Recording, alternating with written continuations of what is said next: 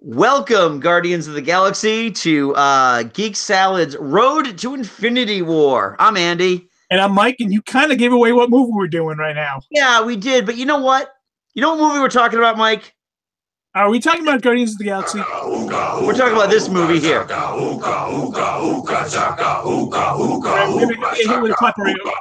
Yeah, 1 second. I can't hear you over the music. I can't hear you over the music. Yeah, that's going to be a copyright strike. Thank you very much. Oh, yeah. Who knows? Who knows? There's so little of it. Yeah. But, I mean, seriously. Yeah. So we are talking today about Guardians of the Galaxy. The space opera. I don't know, would you call this the first one that is truly dictated by the whims of the director? Like this movie might not have done as good if it wasn't for the fact that Zack Snyder directed it. Wait. Zack Snyder did not direct Guardians of the Galaxy. Oh, Jesus. I do it all the time. I'm sorry. James Gunn. And you know what? I would... Well, I mean, technically, you could go all the way back to Thor with Kenneth Branagh. Yeah, I guess you're right. And there's also Joss Whedon with the Avengers, but they literally, like, after he turned in the first script, James Gunn turned in the first script, Kevin Feige looked at it and they was like, you know what, this is great, but can you make it more James Gunn? So James Gunn was like, I think I can do that, yeah. Yeah, I don't know if there's any other director that could have done it as well as him. Essentially, this is a thankless task of doing the movie that, this is another one of those, well, no one's ever heard of it. It's going to fail. I think this one probably was the biggest risk that they took up until this point, to be honest. I think this is even a bigger risk than Thor. Yeah, absolutely. Absolutely. And I still think, in hindsight, it's still the biggest risk they ever took. I can't say you're wrong. Because, it's the Guardians of the Galaxy. Not even, diehard comic book fans were really all that into the Guardians of the Galaxy. Right. I mean, yeah. All right. Well, let's get started then. What worked about this movie? The Guardians of the Galaxy, bitch. Oh, yeah. This movie really does have everything. It has tons of comedy. It has it's got some tight storytelling and a lot of world building going on without being confusing.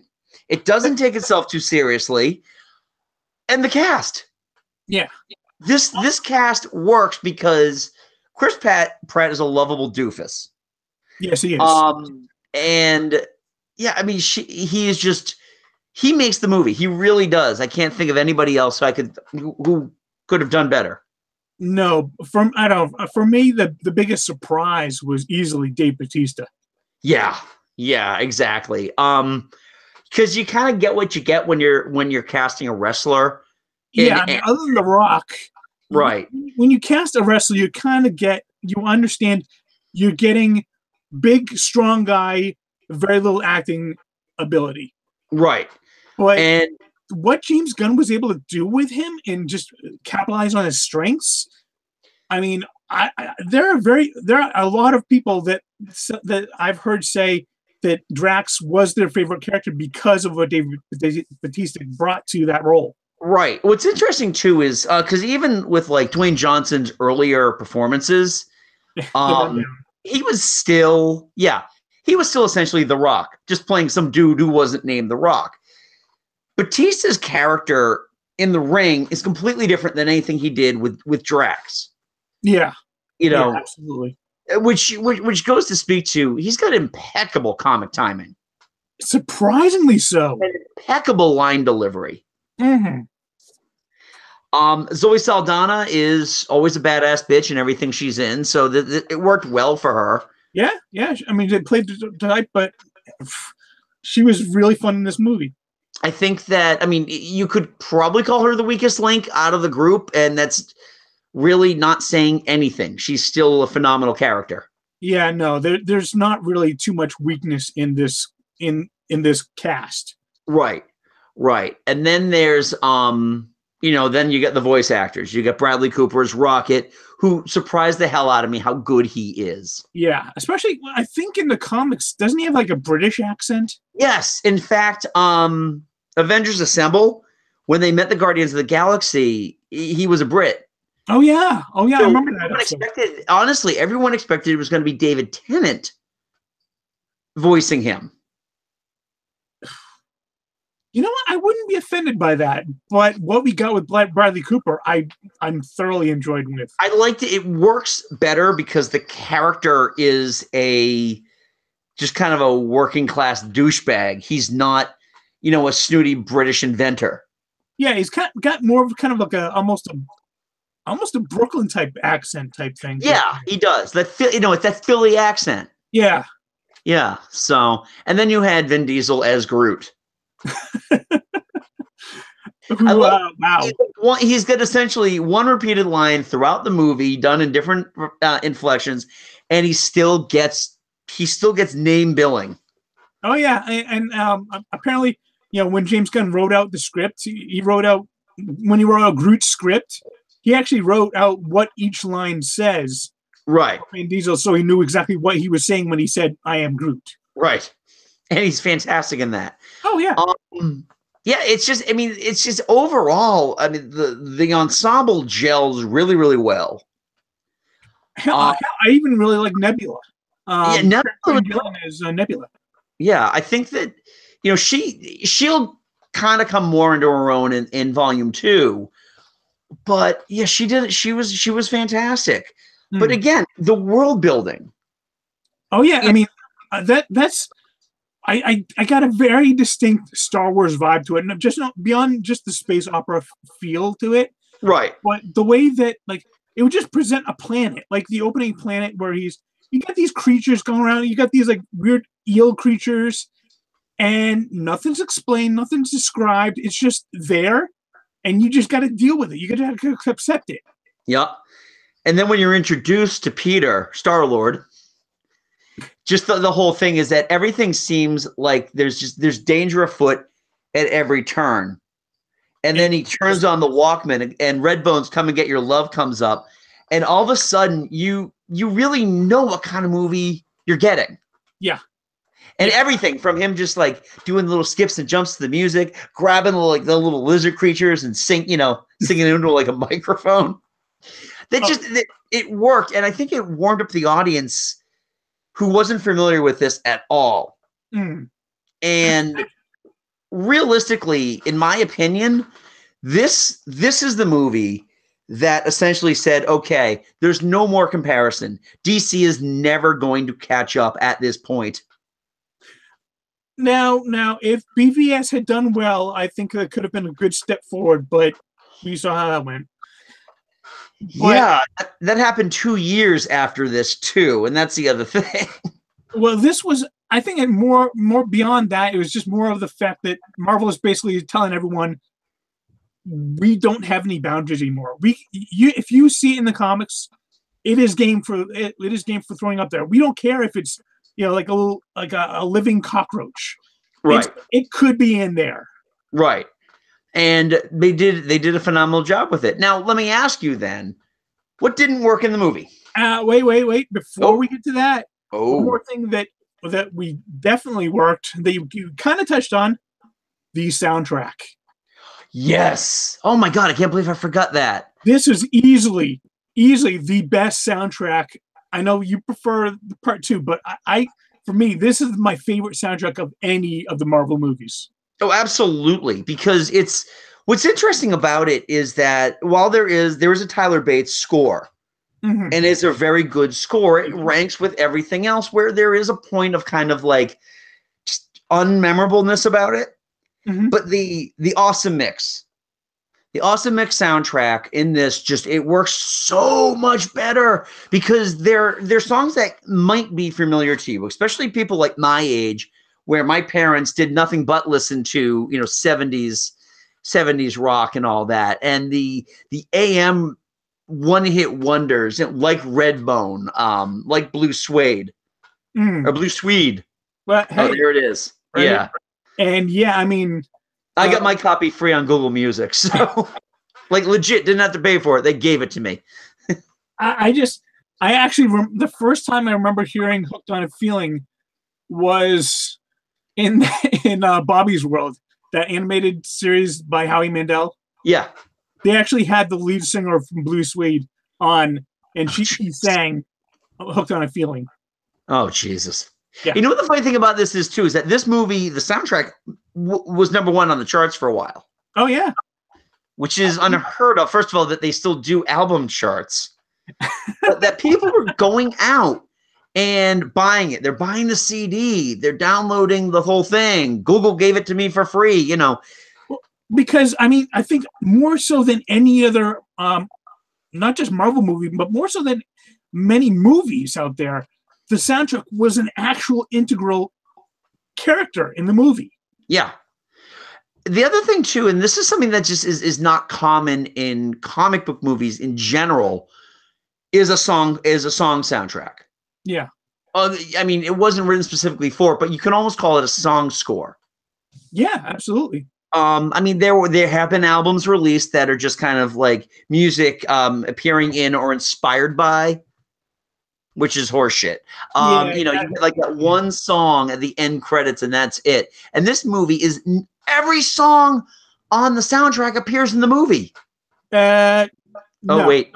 Oh, there's two? Did not, because they were in the trailers. Which ones? Help me in here, because I'm just trying to remember. Here we go.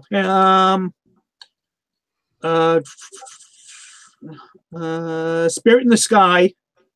No, that was in there.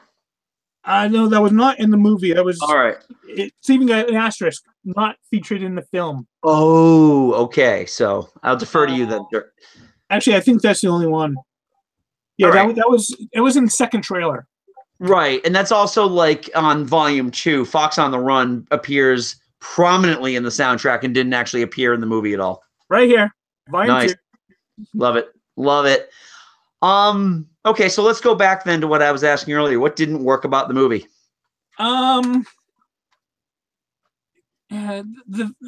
Besides Nebula, the villains are kind of forgettable. I mean, I liked Ronan more than I liked Malekith, but that's really not saying a whole lot. I like Itchy Feet better than I like Malekith. Yeah, no, I get like his character, like why he wanted to do this, but I mean, I actually just literally watched it about like 5 minutes ago, because I got it right here. The scene where he's talking to Thanos. Yeah. Thanos calls him a pouty child. Yeah. You know, he's his face on that is like, right. So I'm like, you kind of are, and that's kind of how he is for most of the movie. Right. He's definitely got bigger aspirations than what I think a character of Ronan's level in the Marvel universe is. Yeah, and Jamin Homsu is just completely wasted. I feel bad for him. He's a good actor, and I feel bad for him that's essentially what he got. Yeah. He got one of the dudes from The Last Starfighter. I mean, the one thing about Ronan that I could say positively in comparison to another, universe-dominating character is that, because he reminds me a lot of Steppenwolf in Justice League, except they actually used a real actor that they made up. Their motivations are practically the same. They even had like the same kind of ridiculously oversized weapon. Yeah. But Lee Evans is it's Lee Pace. Lee Pace is a very good actor who I always think is British, and he's not. He's from Texas. He just always seems to be in those kind of roles that you think would be kind of great. I mean, like, dude, he was Orlando's father in the Lord of the Rings trilogies. Yes, in the Hobbit trilogy. Yeah, and that's like the last I ever saw of him. After that. Yeah, me too. Yeah, but there's not a whole lot that doesn't work about the movie. I feel sometimes the cameos, especially Glenn Close's cameo, is just a little bit of a cash grab on her part, and she even came out and admitted, "It's like I just wanted the money." Yeah, but still, it was nice hearing her call the Kree ambassador a prick. Yeah, that was cool. But yeah, other than that, you could tell that she was there for a paycheck. Yeah, and the positive thing is she didn't look like she was there for a paycheck. No. At least she didn't act like it. So brings me to the final question. In the grand scheme of the Marvel Universe, the Marvel Cinematic Universe, how does Guardians of the Galaxy hold up? Very, very well. I mean, first of all, this one is the one that really introduces us to the cosmic realm, the outer space. I mean, yeah, we got the alien invasion in the Avengers, but that wasn't living in space. It was just space coming to Earth. This is space. This is the grander scheme of the Marvel Universe. Right. It brings in the Kree, which play a big role in the Agents of S.H.I.E.L.D. Yeah. It's introducing us to it was the first actual role of Thanos. Yeah. At that point, he'd only been seen in Avengers for a second. This is the first time they've used Josh Brolin as Thanos. Right. I really like the scenes too. And they introduced the concept of the Infinity Stones, which, going forward, you can't not have a movie practically without it. Right. Yeah. Yeah. Hell, this movie had the head of an Eternal, and it had what was it? Egon the Seeker. The Eternal that's in that flashback. Yeah. Yes. They also had some of the callbacks too. I mean, Howard the Duck has shown up. Dude, this movie dived deep. It did because they could. Yes. If you're gonna give us a Guardians of the Galaxy movie, you're gonna have to dig deep on everything else. Well, I mean, not only that, but if you're gonna give us a Guardians of the Galaxy, then the chains are off. Nothing is off limits anymore. I agree completely. And this is really, it's funny because this is the one movie that doesn't feel like it ties in to the Avengers at all. And quite honestly, it's the movie that opens the doors to everything.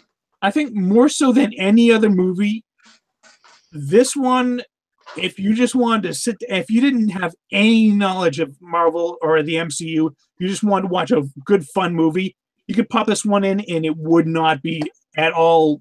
You could understand it completely. Absolutely. I think this movie is the bomb. Where does this rank on your list? My number 4. Your number 4 is it's my number 3. You inspired me. I started doing. I ranked everything, and fortunately, almost everything that we haven't talked about yet is high up on that list. So it's not an easy list to make, is it? No, it's not an easy list to make. I kept second guessing myself. Yeah. And not because I don't want people to think I'm a racist for where I put Black Panther, Yeah, I still haven't put Black Panther on there again. I'm actually seeing it again tomorrow. Yes, you mentioned, which is why we're doing this on Tuesday. Yeah, so I'm once I see it again, I'll be able to better rank it. A more better ranking. Awesome. Yeah, so anyway, like you and me. So anyway, next episode we are going back to the Avengers. Oh yes. Yes, we're doing Age of Ultron, which is weird. It feels weird that there's almost a year jump in between Marvel movies again. This was July. This was late July, and then May of 2015 for Age of Ultron. Oh, by the way, in honor of Guardians of the Galaxy. Nice. And in fact, it's even got inside it, it's got Infinity Stone. Put that down, you fool! You'll melt. It's just a model. No, and you put it in your mouth, swizzle around a little bit. See. So yeah, next show we'll be talking about Avengers: Age of Ultron. It should be a fun discussion. I'm actually interested, Mike, in hearing kind of your thoughts on this one now that we've had 3 years to decompress about it. I might have to watch it again because it's been a bit since I've seen it. It's funny. I've seen it a few times, but I recently played Lego Avengers. So I'm well familiar with the entire story again because that's where it is. Yeah. So if you have any thoughts or comments about Guardians of the Galaxy, anything we missed, anything you think we're wrong about, please comment below. Don't forget to give this video a thumbs up, please. Subscribe to Geek Salad if you haven't done so already. We put out new content. Well, I guess we're doing it every week now. Yeah, which is cool. We also have our podcast, which you can find at geeksalad.podbean.com or on the Podbean app or on the Stitcher app or at iTunes. You can also check it out, most of the audio on YouTube as well. So if you're subscribing here, you will get those audio barring copyright stuff as always. Yes. You can also follow us at Geek Salad Podcast on Facebook and at Geek Salad Radio on Twitter. Which is, always fun. We always post some random thoughts there. Oh, yes, indeed. Many. And I have a lot of interesting conversations with a lot of people I subscribe to as well. Diva, thank you. So, until next time, I'm Andy. And I'm Mike. Go forth, be nerdful, and Excelsior. We'll talk to you soon. Ooga shaka, ooga, ooga.